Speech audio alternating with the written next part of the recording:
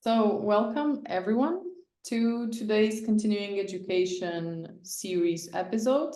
Today we're here with Maciek Nabrdalik, a 7 contributing photographer that I know many of you know already. Some of you have worked with him during your classes. Some of you met him through master classes, and some of you just are familiar with his work or met with him through events on the 7 Insider, which is also done in partnership with PhotoWings. Today, Maciek will tell us more about how to create immersive and interactive online presentations. Maciek, welcome to this session. First, I would just like to show a few words from our partners at PhotoWings, and then Maciek, I'll give the word to you to start today's session.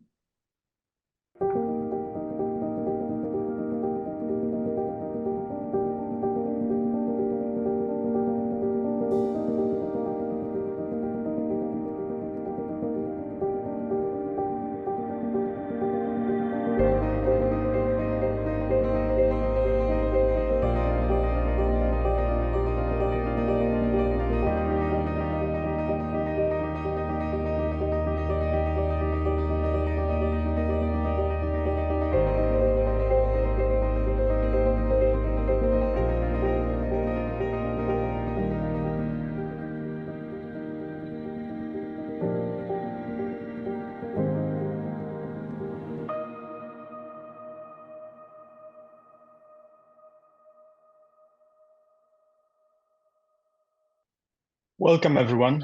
It's a pleasure to be here, and thank you, Nika and Gianna, for inviting me. When you usually, or at least if I would hear such a catchy title, and the one that you saw on social media and Nika repeated now, I would expect some probably charismatic character speaking quickly to some, in some upbeat tone and delivering all the useful information within a minute. And I'm none of that person. Instead, I believe, quite similar to many of you here. I'm a storyteller, a dedicated storyteller. I'm a photographer. I'm a bit shy. I'm hiding behind the camera usually. And I'm black and white as well. So I'm gonna tell you how I think when I'm asked to deliver a presentation, and hopefully you will find that a little bit useful. So first of all, I didn't even be confident enough for many years to call myself a photographer.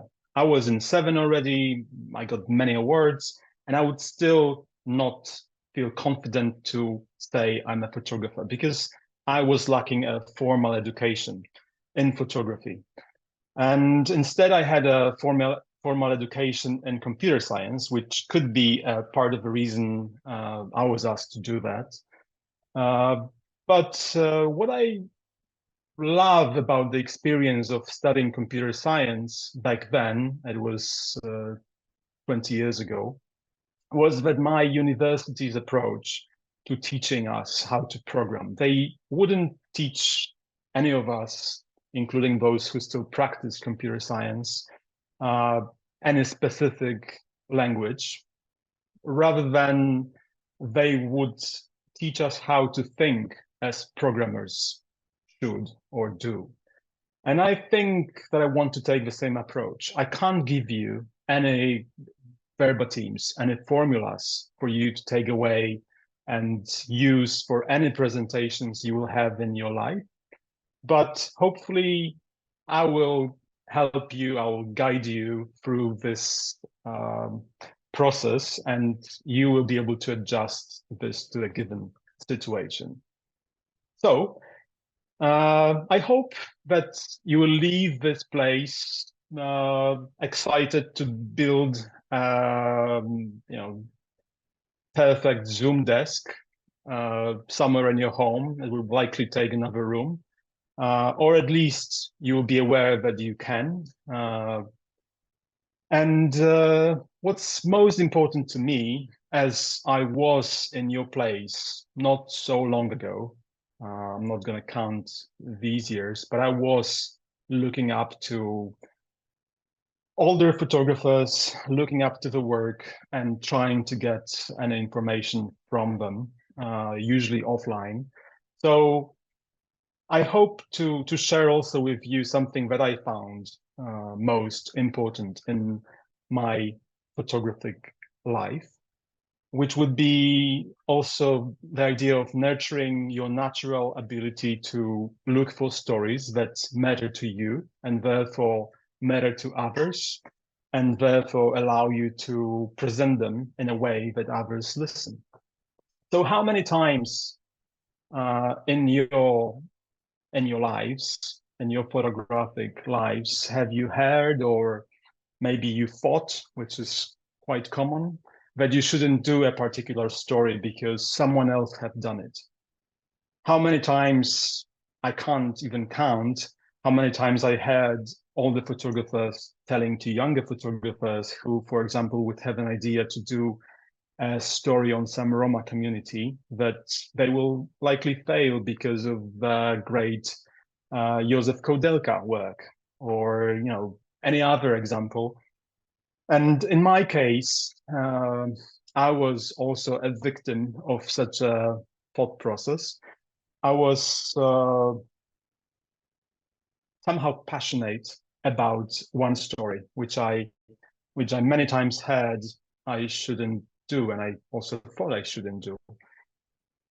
And let me just share one little clip with you.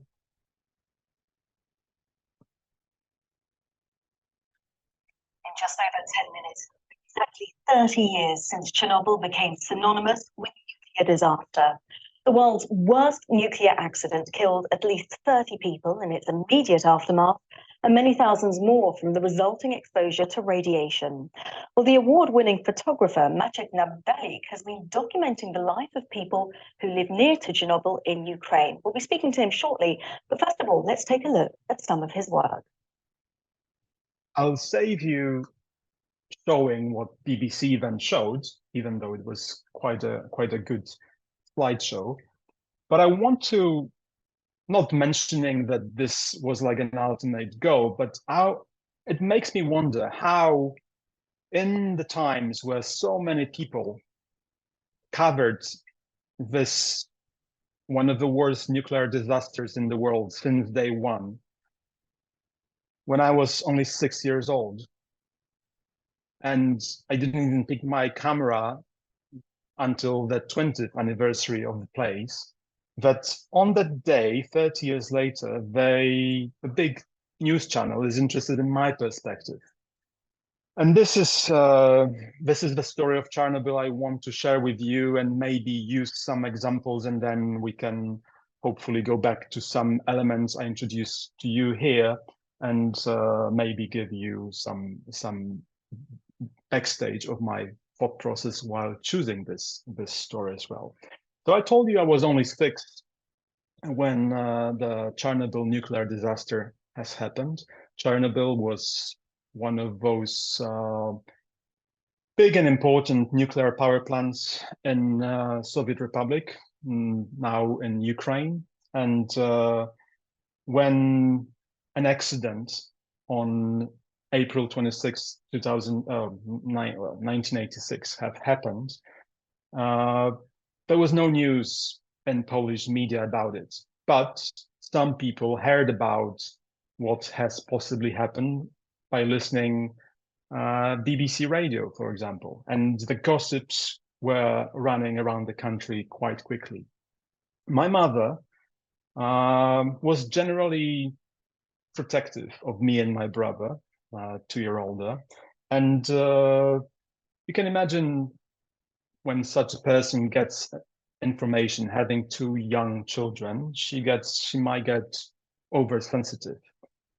I say oversensitive, but on the other hand, as a father now, I kind of try to imagine myself or you can imagine yourselves when you hear, for example, the news about COVID, some new, back then, virus that potentially can kill.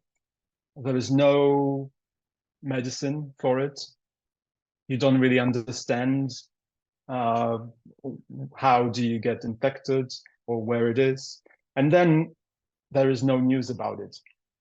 So in the similar situation, my mother kind of introduced a set of precautions me and my brother had to follow. And as a 6-year-old, I clearly remember just one word repeated over and over again. It wasn't about radiation, it wasn't about nuclear power plants, but it was the name of the city, Chernobyl. And I grew up with such a fear of, then later understood that it was connected to the radiation, which I didn't understand.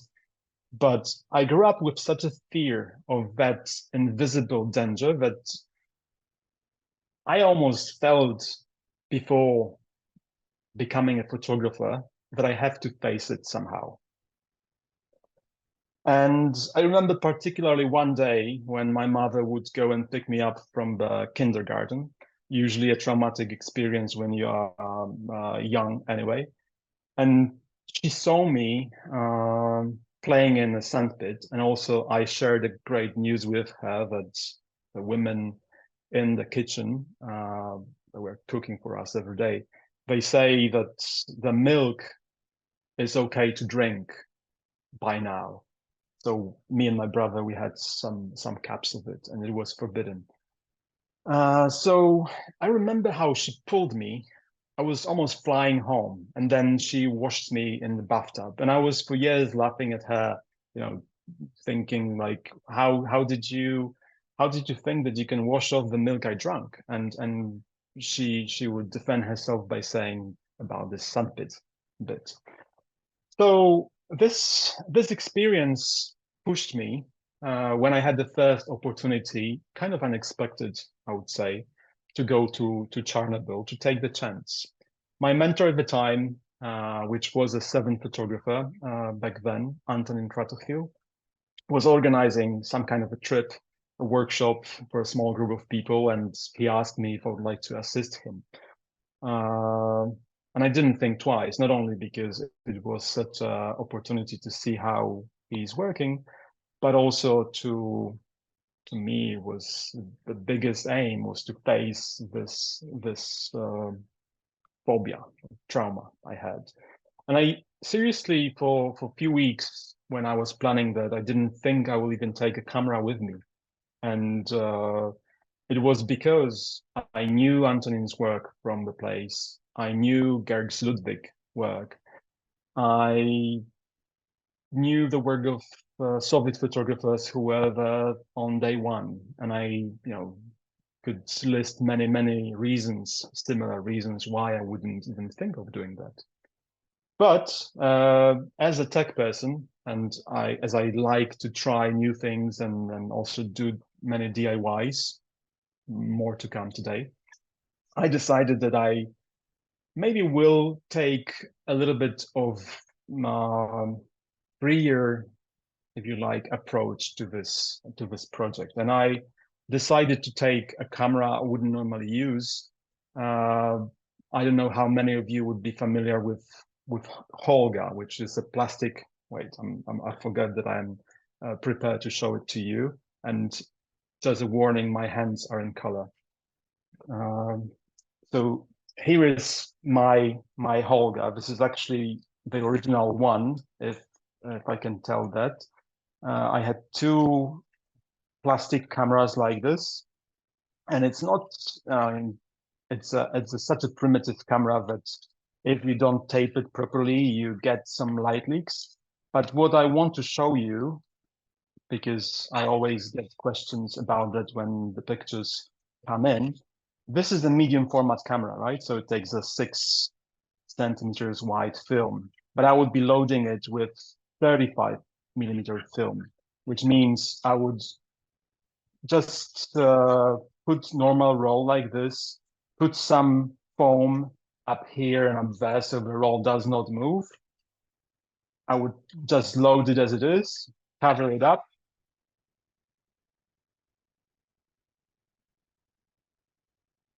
Photograph. Sometimes I would actually,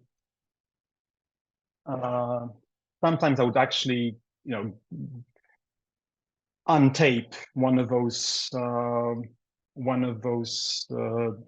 light leaking seals, just to get some random light in there. But the effect that I was hoping to get was that I wanted to have some formal filter to what I will be seeing.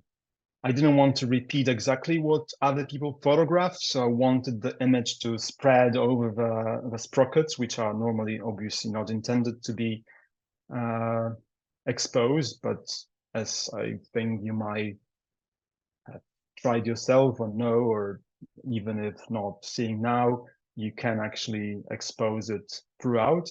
And I felt that this form somehow corresponds with this accident, where something that was supposed to be contained went away and, offered the risk to the rest of the world.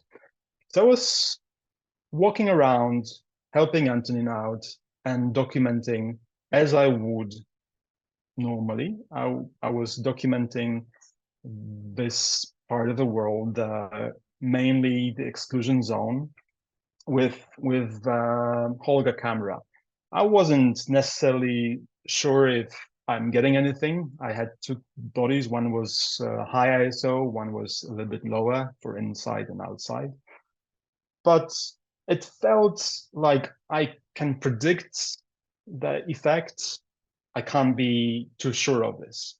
So sometimes when I was asked about the experience, I would say it's like something I live day by day now. It's like walking a dog without a leash. It's you know, or you can hope it will follow you, but it doesn't have to do it in a straight line, right? So I almost knew what I'm getting, but I was never sure. And I love this also the factor of surprise here.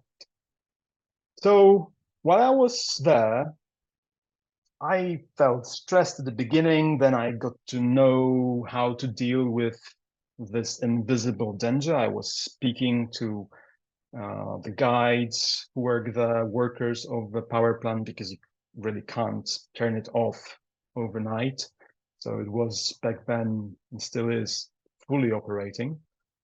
I kind of find my ways walking around, but that's not what actually cured me from being afraid of Chernobyl.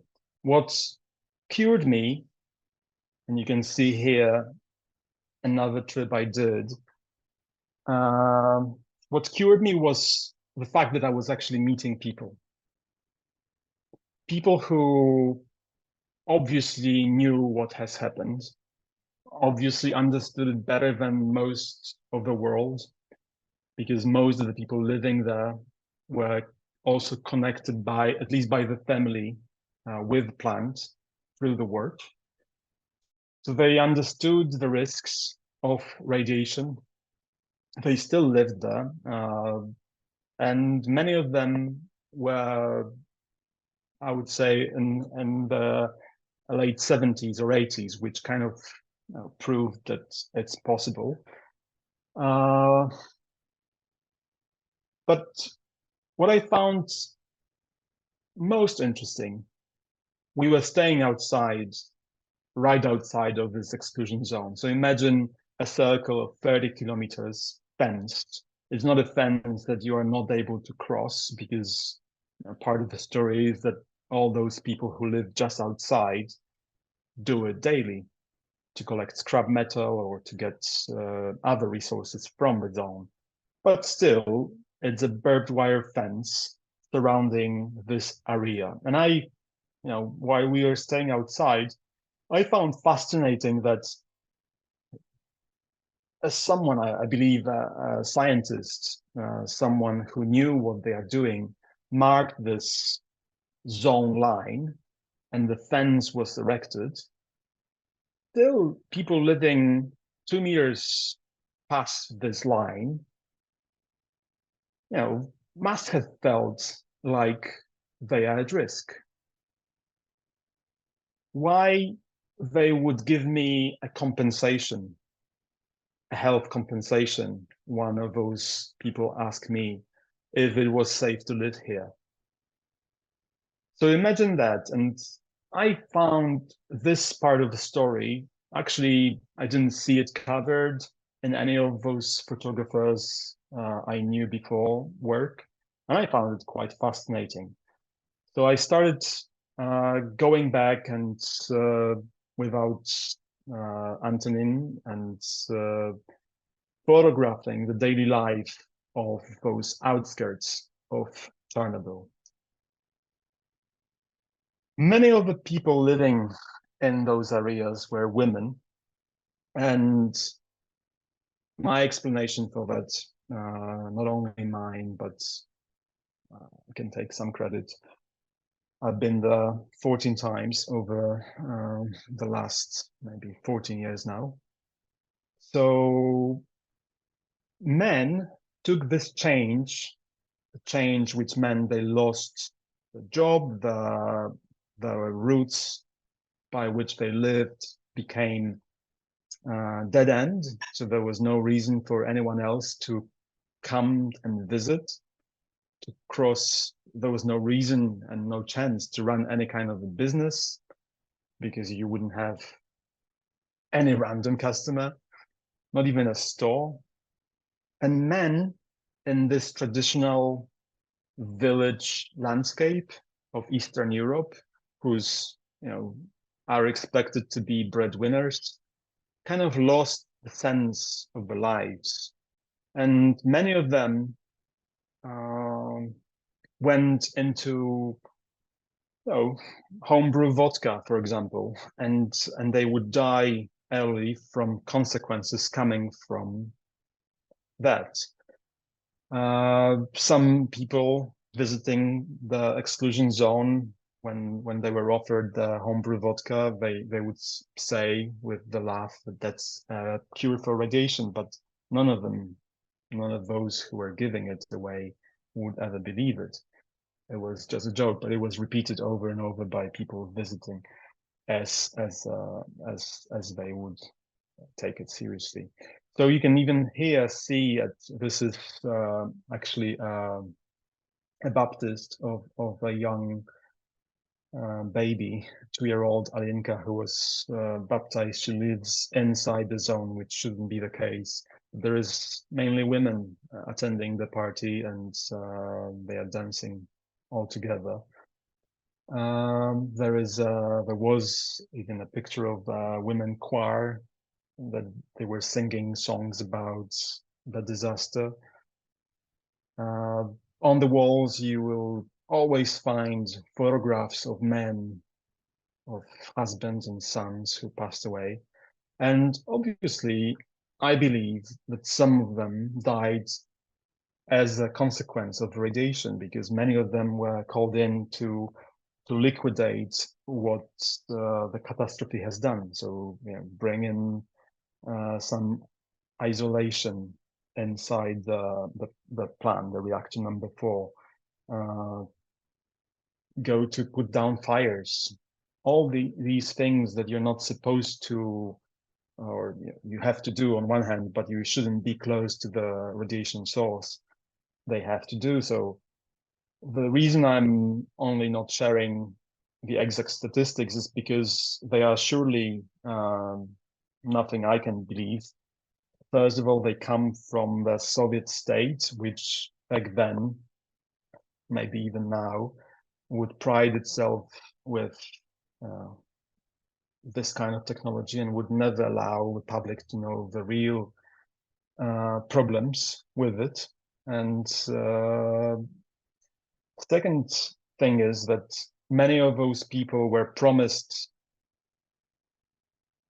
to get work somewhere else in Russia, or to benefit from not being sick of radiation more than in other case. So they wouldn't claim such a case.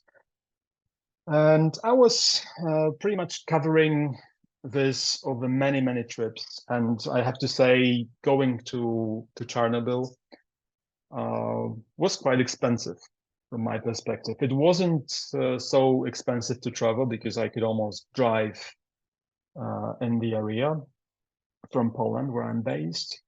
But getting inside the zone, you need to have a plan, you need to have a guide. And there were many daily trips organized for so-called nuclear tourists. You can almost get one at the train station in Kyiv. And for $150, you could take a bus with many other people like you, not so many, maybe 10, the number that it can fill into a small bus, and just have a day trip through the city of Pripyat to see the ruins, just like the one here. This is a primary school in Pripyat. And you would not see any people because you wouldn't have time. So for me to go and visit people who decided to stay inside the zone, I had to organize myself almost personal trips with personal guides, car, permissions, and obviously the zone would charge me as much as those 10 people pay together. So every day was quite expensive. And the way I made it, I'm thinking out loud because I'm not sure if I really made it. I mean, you would need to ask. If you ask an accountant, they would say, surely you lost money. But the way I made it work for me was to pitch an essay, a story from Chernobyl to many media, to all the media I knew back then, for every few years. And especially I'll be trying to do that on the round anniversaries. So I would photograph Chernobyl outskirts, as you see here, but on the side I would have my iPhone, early iPhone, and I would photograph using Instamatic as I wanted to, for example, make a story on tourism for the coming Euro football tournament, which was held between Ukraine and Poland. So it was expected to be one of those big tourist attractions, for example. So I would use the camera the tourists would use. But the longer I was staying there, the more stories I would find out about this place. And this is where I want to really encourage you to, whatever you work on, whatever you plan to work on, to be patient and to give yourself this time, because I think this is priceless. And there's one photograph, I'm not going to be speaking to any photographs in particular, but this one. And it is because this is a photograph that taught me probably the best lesson for my life as a photographer, to be this photograph of actually someone's death. So it's a weird photograph, but it might look, or even it might break some taboo of some of you. But in Ukraine, as well as in Poland some time ago, especially in those rural sites, funerals aren't taboo. Death is not a taboo. So when someone dies, they would carry the open coffin through the village, and they would take photographs. There would be parties to celebrate the life of someone who was just buried.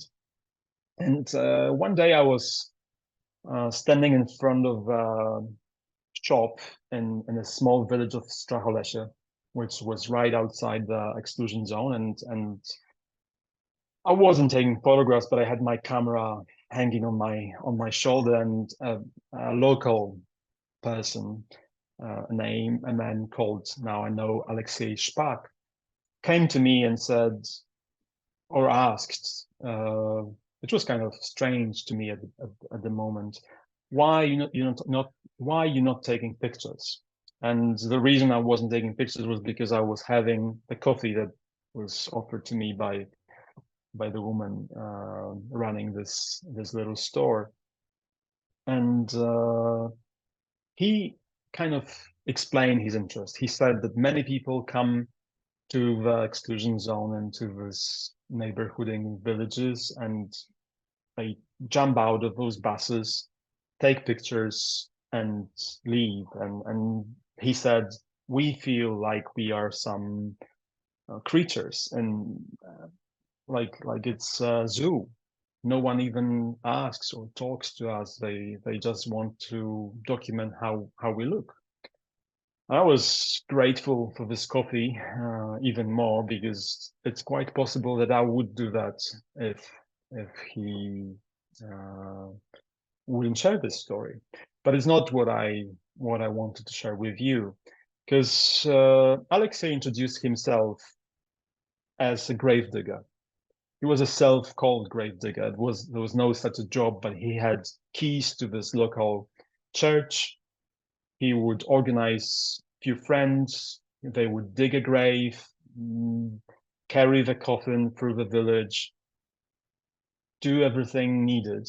And then the payment was usually the participation in the funeral party. And so he asked me if I would like to document such a celebration.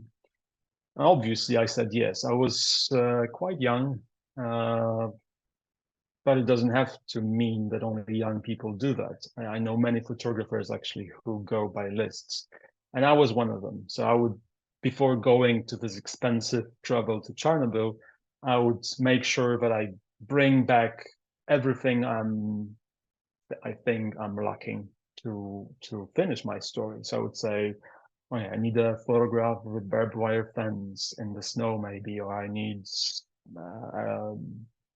two people going through the forest. I'm just making it up now, but I'm sure I was very creative.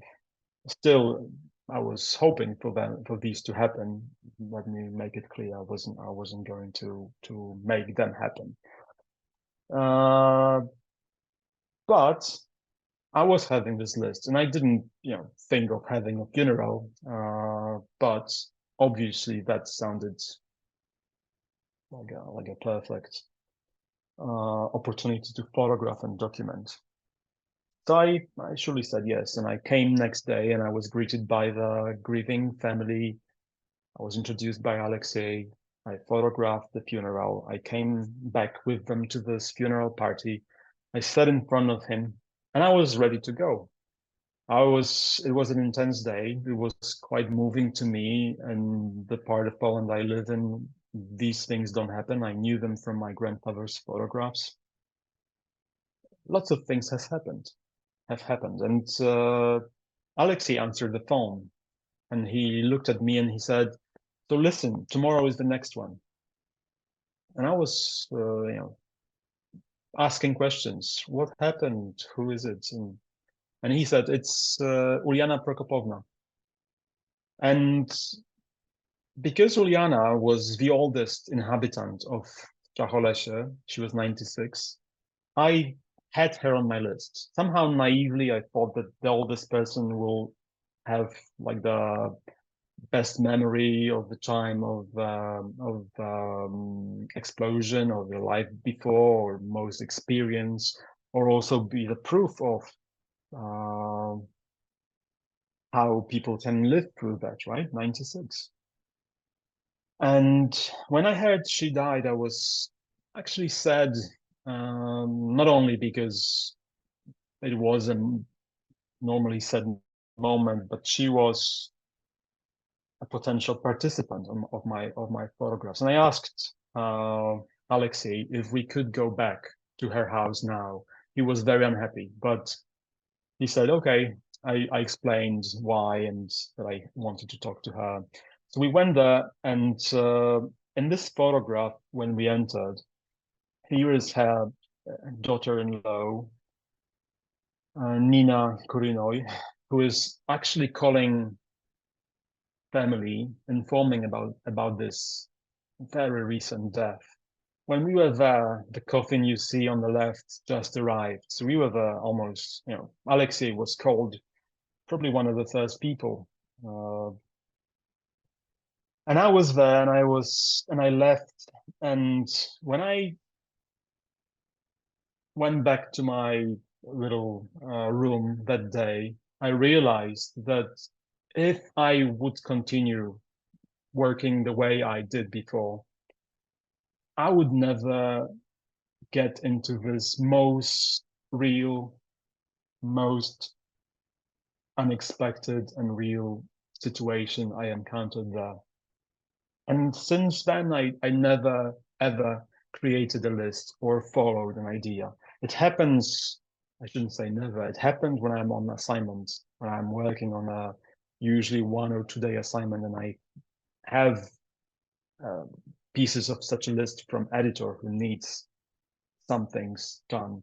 But when working on a personal project, which is the only reason I can be speaking to anyone about, I rarely speak about assigned work. It never happened, and I strictly believe that that's the only way for me to go, and I encourage you to try the same. Allow time for the life to bring the best scenarios, because you can't expect what can happen. But when I was going there, every trip I would learn something new. It's incredible also. It's not only the experiences you get, but I would find out that there is this one day when the zone allows people who used to live in the area to visit their houses, and they always use this occasion to and they allow them to visit the graves of those who are still buried there, but they always use this occasion to visit their houses. Some people would call them ruins, but they always call them houses. And the way they led me through those places made me believe they were lively houses. They furnished them with some beautiful memories of rising children there, having the best time in their life, being young, often hired by this new power plant, being close or living in Pripyat, which was youngest city of Russia and Ukraine. They really had the best moments of their lives, and sharing this was, or hearing them sharing it with me, was one of the most moving experiences from this project as well. I did not think back then I'm making a long-term work.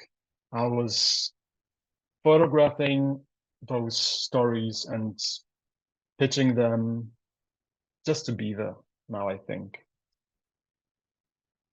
So this one, for example, happened to be in color because I could rightly predict that I finished. There's no chance anyone else will publish the work I already pitched 5 years ago in black and white. So I had to do something new. And this was not only new part of the story, but also had to look different. Then when you work on long-term projects, it's not only that you spend this time being there. When I tell you 14 times over 14 years, once a year, average it was on average a week, 10 days, 2 weeks.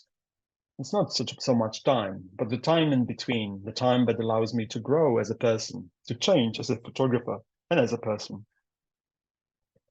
The experience I got in between, it all kind of adds up to this project. And also me telling about this when I hate this question now, when someone asks, what are you working on now? Because, well, I have projects I run for years.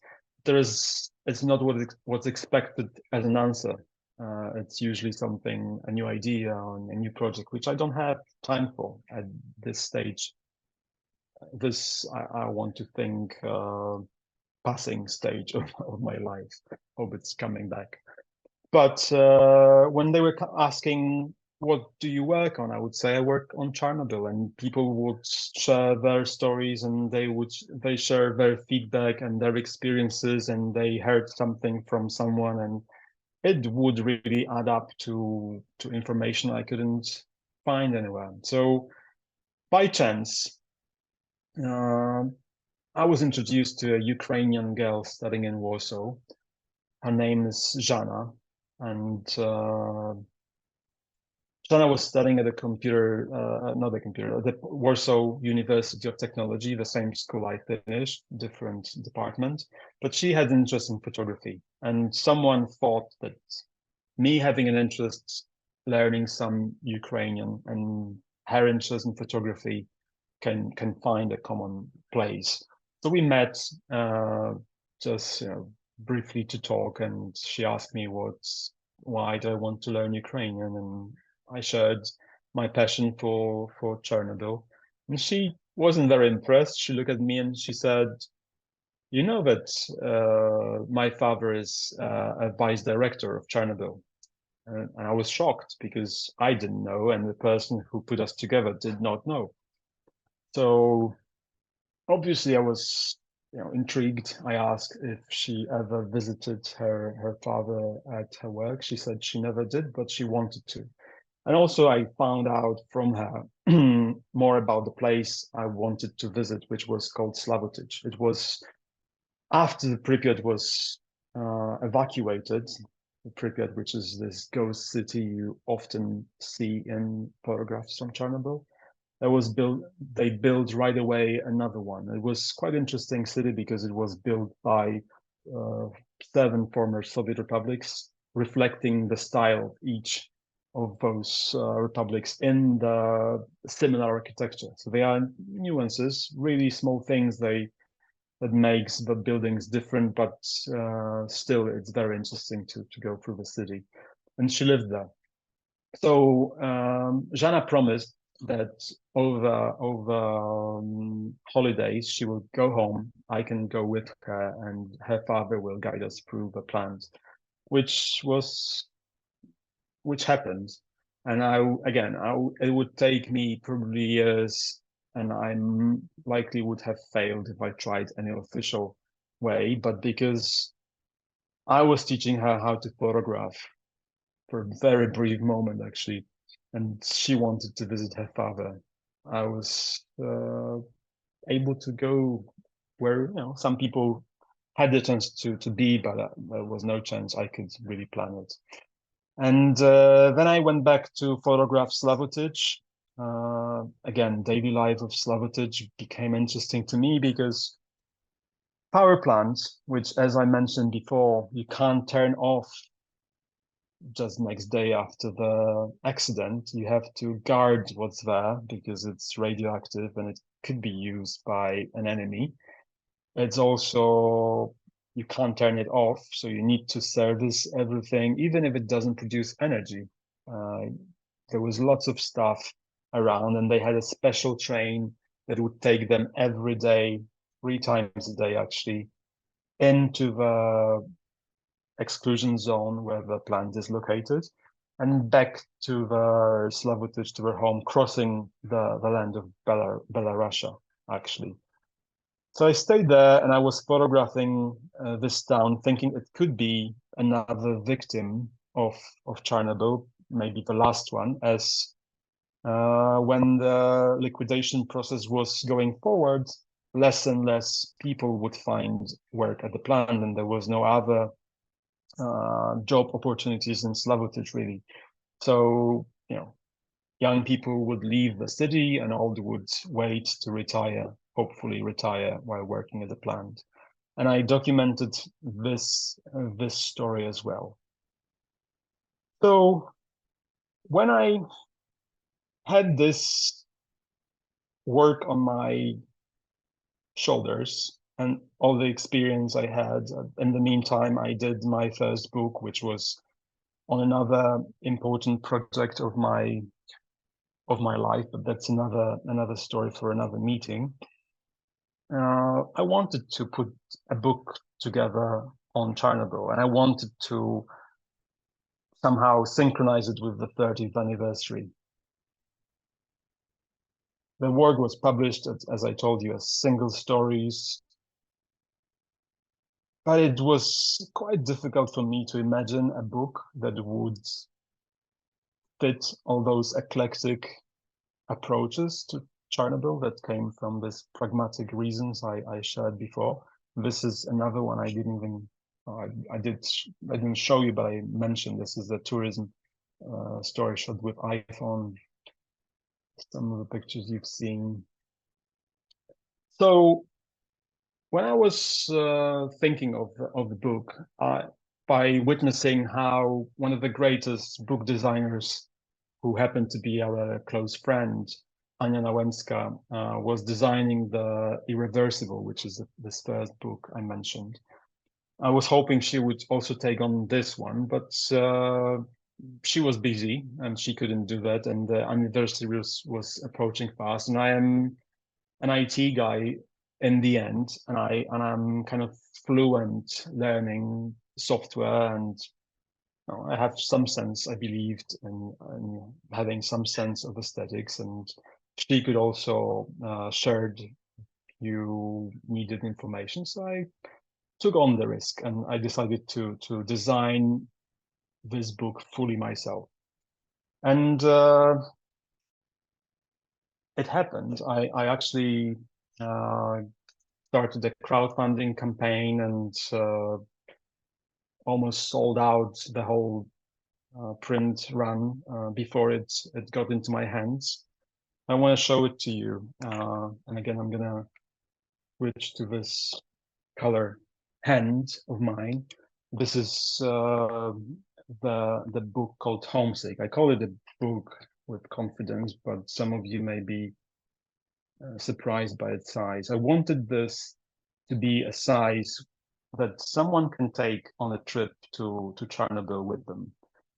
So even if they miss seeing people living around, and especially those who used to live there, they can somehow navigate through it. And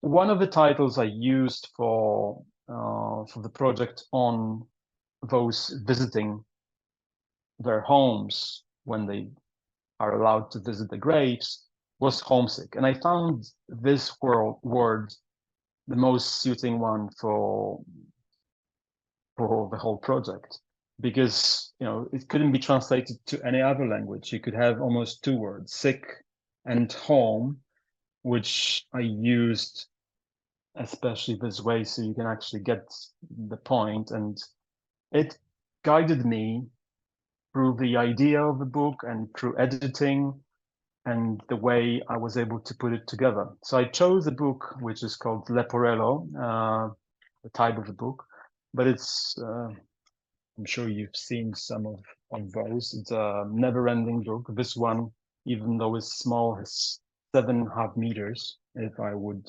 open it up, not that it's intended to be studied this way, but you can do it. It wouldn't fit in my in this little window for sure. But it has two sides, right? So it has a side for people who continue to live inside the exclusion zone and around it, despite the situation. One may say they live in sick homes. So I edited it the way that almost when you open it up for 7.5 meters, it still looks almost like one photograph. They come from another, and it's yeah, it works surprisingly well for exhibitions as well. But on the other hand, if you go to this place, you will get to the homesick part where you actually follow those stories that I showed you later. And yeah, this is a view inside. He's family photo album. There are people who already left the zone, but they have photographs in their album while they visit 10 years after the accident. And there is, at the end, there was a little booklet with an in-depth interview on my experience. So we all meet somehow on those 2 pages or many pages, depends how you like to call it, with our experiences. I'm kind of a guide through this place as a photographer, but many stories are shared in this interview. So this was the project I chose to share with you today. For some of you, it might be unexpected, but I felt that it would be a better use of your time to not only share examples of using some tech, which I will shortly go into, but also sharing what I find interesting and important at the stage I kind of guess you might be at. So to summarize this part, when I was asked to deliver this presentation, I didn't have it ready. Obviously, it was created, or not obviously, you have to trust me, it was created just for you.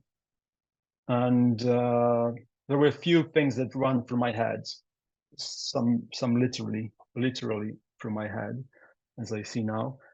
What is the purpose of my presentation? I don't do it in this formal way, but I always tend to ask those questions to myself when I'm asked to present. What is the purpose? Is it to show my best work? Is it to share some kind of story? Is it to get some funding? Is it to sell a book? Is it to get people to donate to some cause? There are many ways and many different purposes photographers are asked to deliver some presentations. And then another one is, who is my target audience? And in this case, move away from it. And in this case, I think this could be most important question you should ask before delivering any presentation. And how do you find out? I mean, obviously you can ask an organizer. I could ask Nika. I have an idea of some of you already because I teach at 7 Academy, and I know that this community in some part is coming from the academic courses. I was not so long ago a photographer like you, as I told you. So I know what to expect in this case, but it doesn't have to be such a situation. You need to consider the demographics. If I speak in Poland about Chernobyl and I know I'm going to be speaking to, we call it the third age university, when you have, I don't know what's the English word for it, but it's a university for usually retired professionals, so people who just want to extend the horizons. So I know they all experienced what my mother experienced, and I will not be, sharing some information with them. I might be speaking to some niche audience, let's say some radioactive circle society of scientists, and I will not be sharing my probably poor knowledge still on radiation, and so on. I think it's one of the most important questions you should ask yourself, just to adjust what you want to say. What else? What are the key themes or messages I want to share? And why is it important? Because when I ask myself in this case, and I think it's also important to actually share it at the beginning of the presentation to give some, your audience some kind of plan when they should leave, at least, or whether they should stay if it's something interesting to them. But the key themes and messages also help you to build a story and build the sequence of images you want to show, the stories you want to show. It doesn't have to be a single story presentation. It doesn't have to be on any story. But when you know the theme, and in this case was how to present online. So we're going to talk about why I'm black and white, how I look, and how I'm using my camera as a webcam, if it's interesting for you. But also, you know, as I showed, I'm sharing how you can, using your own experiences, find stories and follow them for years, and then be happy to talk about them. It's all done to be able to customize your presentation. So, as I mentioned, you change every time. There is no way you meet exactly the same audience. I'm a little bit doubting what I just said, but yeah, I mean, when I meet the audience, it's not only who they are, but how I meet them. I might meet them in a classroom setting where it could be online, but I know all 12 or 13 of them. I know their experiences and I know their photographs. I can relate, or I can help them relate to what I'm telling better. Share a story. That's what I really believe in. And I tried. It could be too long. It could be, maybe not interesting. I don't know how many of you left stayed, but that's how I am. And I think it's also very important nowadays to share why you're interested in anything. Actually, it became interesting to this world quite late, when we discovered the issues with representation, and now people want to know if you are photographing a story that you are part of, or why you take it on. It could be a valid point. Practice, never enough. And when I say practice, I didn't run the whole thing. I didn't write any verbatim text to tell to you. I'm sure you can tell. I am looking into your eyes because I am using Prompter, which I built myself, but I'm not using it for what Prompter is done for. I don't have a text in front of me that I read to you. And I really believe that learning something by heart is not the best way if you're not the world's best actor. If you need to make yourself some notes, just put up really the key points, beginnings of what you want to share, rather than having a text and being worried about what you can forget. And yeah, that's one I find really important.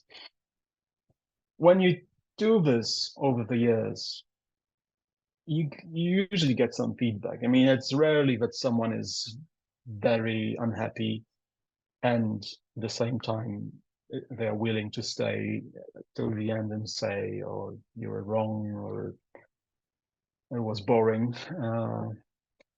But even if someone say, I really liked this moment when you switched to the station and showed us the Holga, I might use it next time.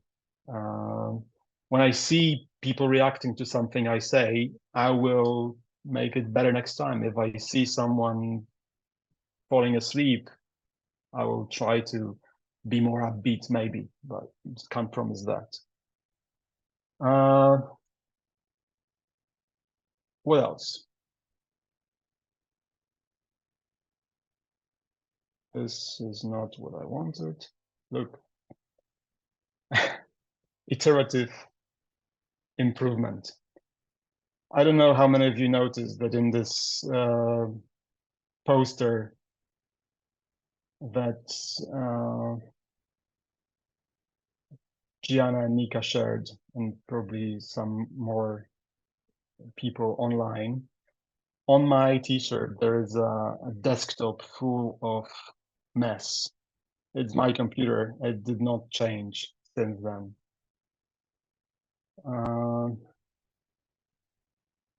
It really didn't. That's a screenshot of my desktop. But I found an app that can clean it for me in a second. It doesn't clean it.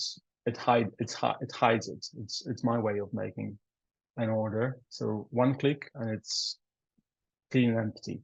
Zoom may have a function of hiding the icons for you, but it's so easy to forget. And also when you're doing a live presentation, you are not using Zoom. So very useful. You might wonder what's my DIY prompter. I am willing to show it to you using my other camera if there will be a need, but I can also try to show you this way. So this is, yeah, a little table, coffee table. I didn't know if it was a coffee table, actually. I thought it was, yeah, something else. But it's a table on wheels that I bought from IKEA. And I cut off the wheels and build it up to be the prompter. So prompter, what's a prompter, for those of you who don't know? It's another screen connected to my regular computer. The screen here is laying flat and there is a semi-transparent glass at the angle of around 45 degrees.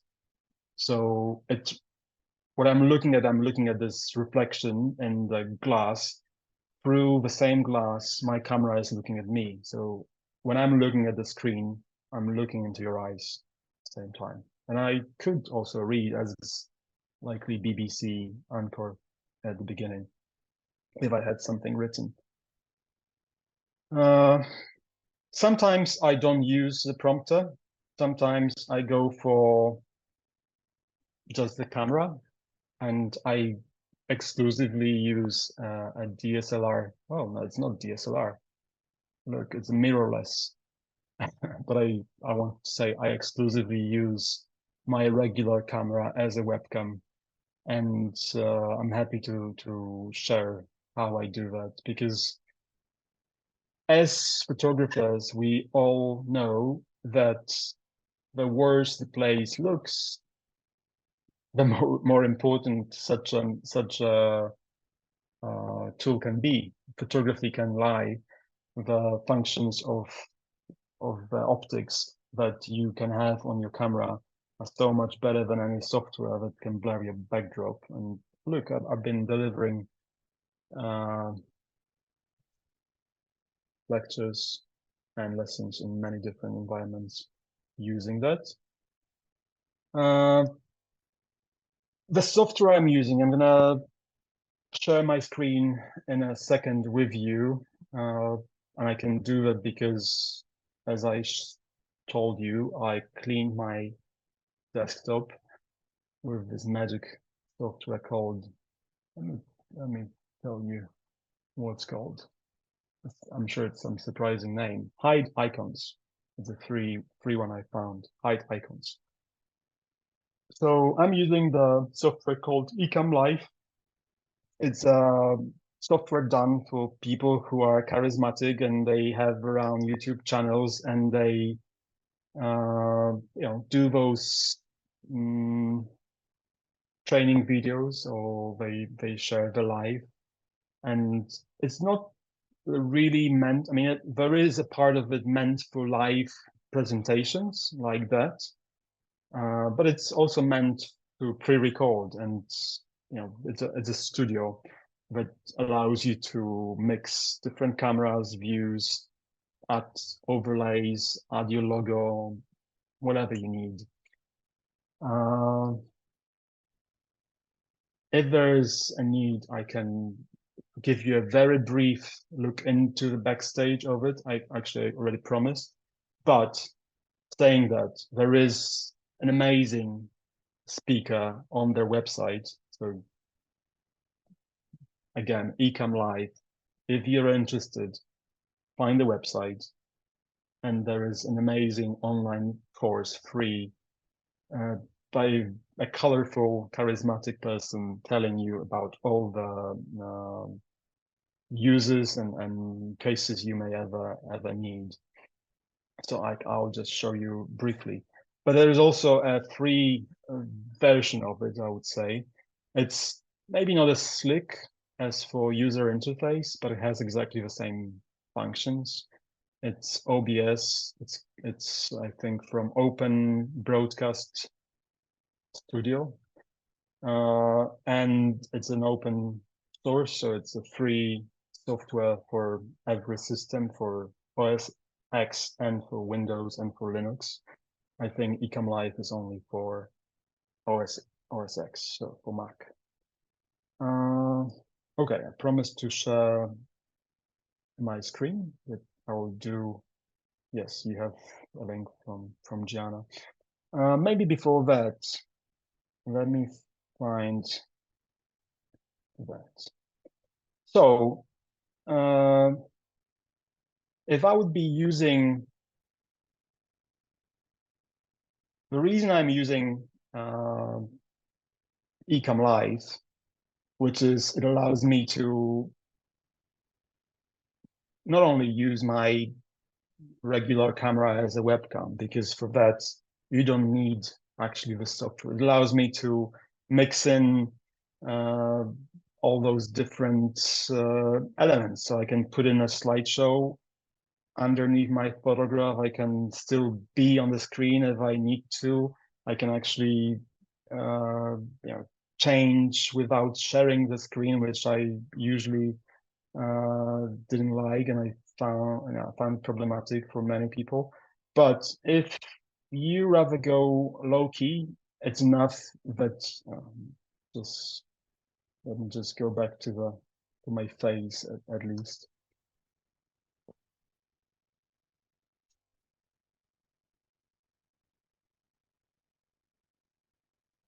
No, I can't. There'll be a reason not to go this complicated way. I'll make it. So if you want this kind of look, but you don't really care for sharing your content in a smooth way, as hopefully you found it today, it's enough that you convert your camera into webcam. And to do that, most of the brands you may use have the dedicated software. If it's not a really new camera, which very often has this possibility without need of any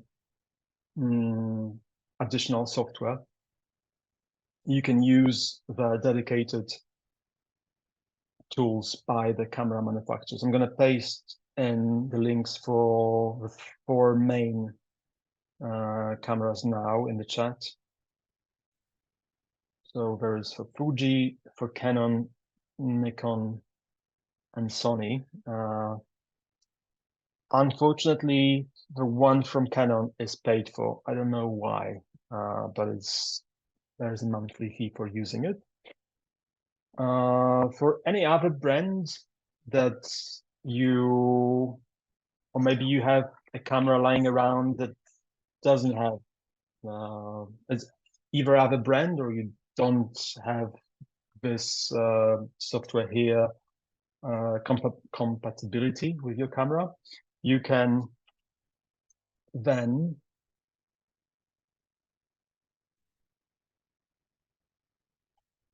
find something which is called camera grabber.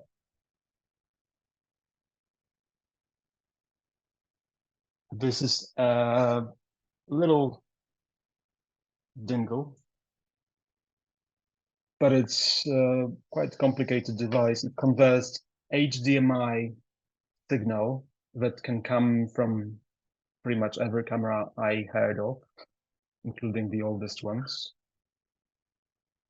to a USB-C signal. So I would plug my camera if it wasn't working with any of the software. I would go through the HDMI and connect it to the computer port through USB, because that's the interface, that's the port that works with every other camera on Ecamm. Okay, let me just briefly share my screen now.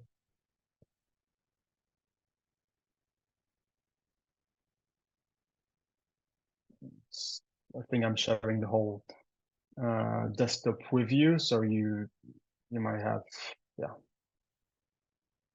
This is how it looks from my perspective, and the function I'm using mainly for this Zoom presentation is a virtual cam. So I'm creating some scenes. That's a scene menu. You can think of it as layers in Photoshop, for example. And when you create a new scene, I'm afraid to turn it on because it will likely show my the default camera, which is my MacBook camera. I just covered it up, so let's do it.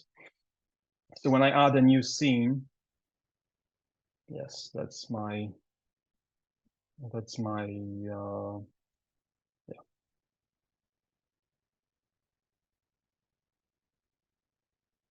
I can add any overlays to it. One of it can be a camera source, and this here says it's going to be FaceTime. I can change it to my Canon. So I'm here, I place myself up here. I can change the shape of it, obviously. I can, play. Why don't we do it square this time? Border, color, yeah. I can put myself here. Then I could add another overlay of, I can just pull in a PDF right here, or I can maybe add 7 community TV logo somewhere.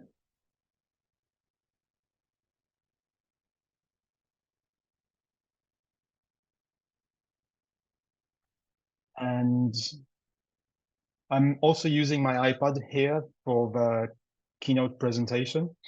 So the way you could see my, I'll just add another one. The more I talk about it, it might become more complicated than it really is, but let me try. So now it's this one.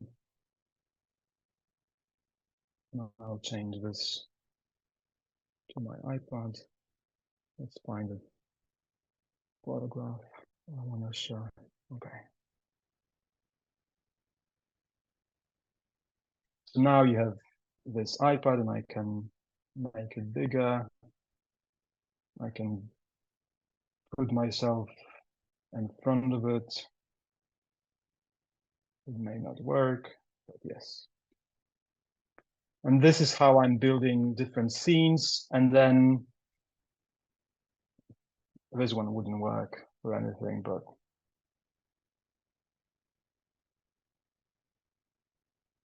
hopefully you get a point. So if I save it here, I can add a short key to it, and while presenting, I'm just switching between those scenes. So number 1 is just pure camera for me, and the way I was getting so quickly to my iPhone, which served as the table camera, was just pressing number 2, and here I am with my colorful hand, and the presentation part was in iPad. Okay, I think it's complicated enough. Let me stop sharing my screen. Well, should I put my head down here, or should I just switch back to the number 1? maybe easier. Okay, are there any questions? Thank you, Maciek. So yeah, there were Thank you. questions. Yeah, this was a brilliant, but I think it's great to have the first part to then see the second part, because as I mentioned in the chat, Taylor from PhotoWings, he works a lot with OBS. You said you work with Ecamm, so it's good to see both. And as you said, also there's a lot of videos, explanations, opportunities online that exist. I think probably you'll agree it's a lot of practice needed, but yeah, just to study everything and then get into it. I might agree, but it comes to me with a lot of satisfaction. I'm a geek. I am this computer scientist. Maybe unfulfilled dream. But when I looked into my desk, there's one thing I need to recommend. You would figure this out. But if you ever use your camera as a webcam, this is what you need. Let me not switch to my table camera. This is a camera. This is a dummy battery for the camera that allows you to have the camera plugged into the AC rather than run out of your batteries within hour of the presentation. Any questions I might answer? Yeah, Is it? for a few questions. No, and you said that you are wondering how many of people left. No one left, because I think it was such a good presentation. You first immersed us into the world and then showed us the tech. So I think this was the good order. So there was a question. First, it was a few minutes ago when you were showing the software. This was Ecamm software. This was one question, right? Yeah. And then we have the first question was actually related to your book, Homesick. So there was an anonymous attendee asking if someone wants to buy the book, is it still available anywhere? I was thinking that someone wants to sell it on because I would buy it. Unfortunately, I mean, unfortunately depends from whose perspective. I have only like collectible version of it, which comes in a box and with a print, and it's that's why they're called collectible, because there's few of them and they are quite pricey. I was hoping to do a reprint because this comes back, and I really love this small book, and I believe one day it will happen, but I can't predict at the moment. There's so many things happening in the world that it doesn't seem relevant to go back to this story at this very moment. So yeah. Then Viviana asked, because she also uses a Holga with 120 films, she was wondering, how do you know when to stop loading the film between one frame and another so you don't have overlapping photos? Very good question. I can surely feel someone is a practitioner, because when you have 120 film, there's this little red window on the back where you actually can read the numbers of the frames. You learn it by practice and you waste a lot of film. If you really want to avoid overlapping, you roll more than it's needed, and I would do a 1.5 turn first half of my film, and then 1.4 turn later when the roll the film gets on was bigger. So yeah, don't need to explain that. And then obviously you need to take out the film in dark room or a dark yeah, how do you call this, cloth that you can put hands inside and act like you're in a dark room, because you can't roll it back to the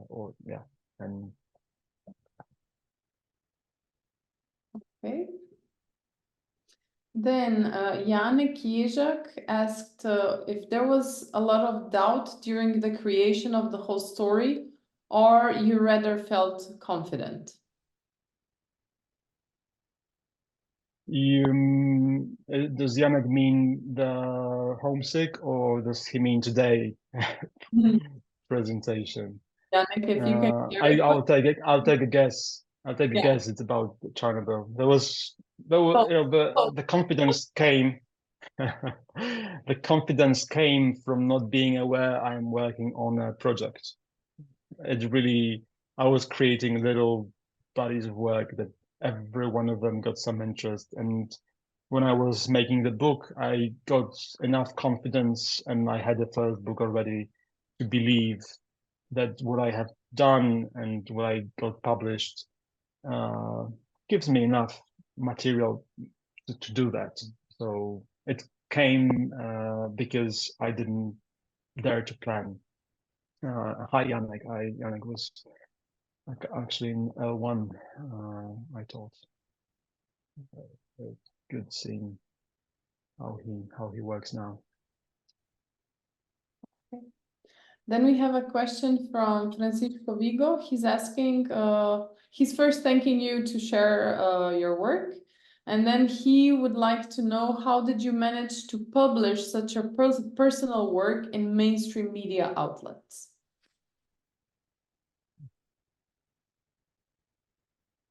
It was likely a little bit different scene. If you're referring to the mainstream media now, maybe it would be more difficult.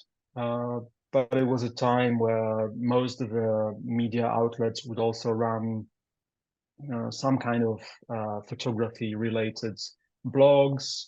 They weren't publishing them, but I just say it to prove that they were slightly more photography oriented, and maybe it also came with better budgets, but also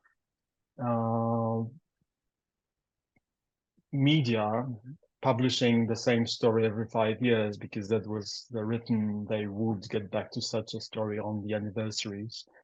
They likely ran out of all the Garrick Ludwig's, Antonin Kratterfield, Donald Deber in the first 25 years, and there was also competition. So, you know, if two media, if one of them was pitching to another outlet and I was pitching to the rest, there was a big chance.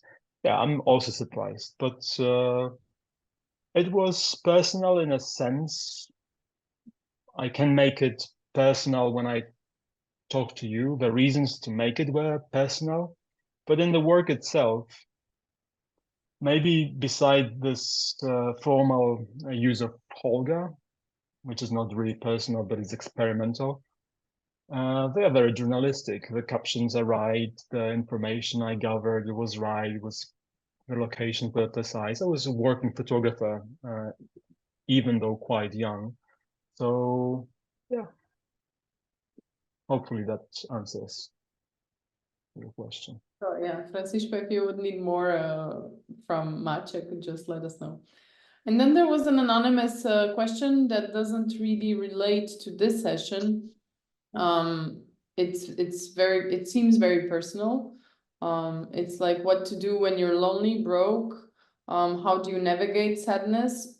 I would say, yeah, if someone wants to discuss that also in a more private environment, they can always write to us. But maybe from this perspective, Maciek, what do you do looking at, that much sadness when you photograph, and how does that affect you as a photographer?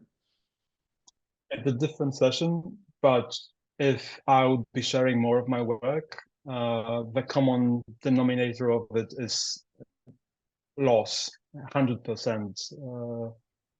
Post-work discovery for me, because I was asked so many times when I was even younger, I was asked, why such a young person keeps photographing so sad stories? And I didn't know why, but I experienced loss myself. I lost a brother I mentioned before, when I was 18 and he was 20, and hugely influenced my life, and I kind of tend to meet people who experience loss as well, just to now, I think, through years of work, not only photographic work, but also to see how human can deal with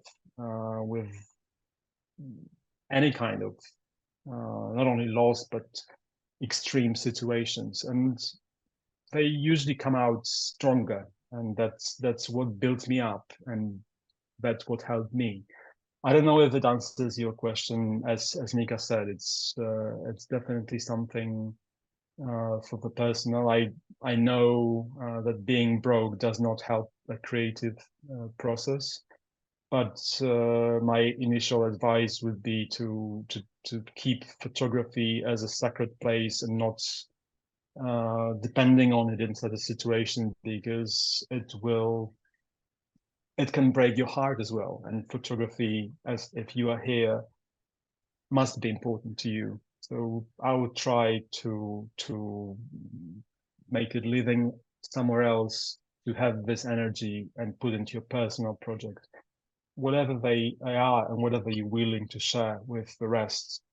It doesn't have to be now, but it can come at some point. Yeah, because you probably also didn't start this project with the intention of doing all of the things that you did and the places it took you. Definitely not. Yeah. Okay, so if there are no more questions, doesn't seem. Yeah, Maciek, thank you so much really for sharing Thank first. Thank you very much. Your work. Yeah, no, it's really, it was great to see the possibilities that we have. And also when we said immersive, because I also work in the field of digital arts, let's say, I really imagined, okay, we will be very tech and we will talk about like how to do very like immersive stuff with technology. But I think also, as you mentioned, you need to know your audience and you need to understand for who you're presenting. It's immersive also in a way how you tell the story. And I think how you told the story in a very personal way also really affects how engaged the audience is. Hopefully. Thank you, Nika, yeah. And thank you, everyone. I hope to have a chance to see some of you in person or through the courses in the future. And yeah, if I'll be happy to get any feedback from that or from yeah, my project, whatever you feel it's worth or your time and sharing. I'll really appreciate that.